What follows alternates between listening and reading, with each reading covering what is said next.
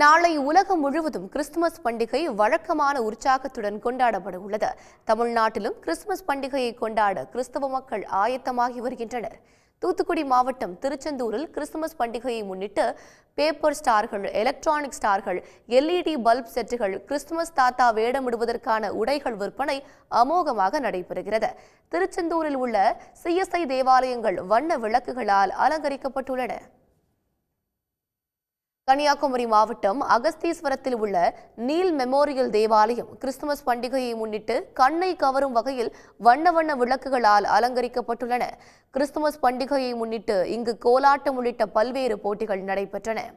போட்டிகளில் வெற்றி பெற்றவர்களுக்கு பண பரிசுகள் வழங்கப்பட்டன.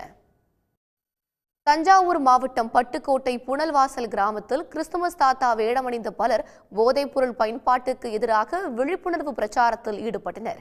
போதைப்பொருள் விழிப்புணர்வு பதாகைகளை ஏந்தியபடி அவர்கள் வீதி வீதியாக சென்று பொதுமக்களிடம் விழிப்புணர்வை ஏற்படுத்தினர்.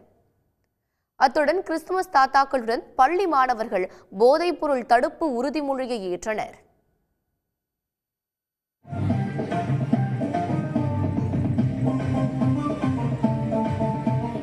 போதைப் பொருட்களை தமிழ்நாட்டிலும் வேறறுக்க அரசுக்கு துணை நிற்பேன்.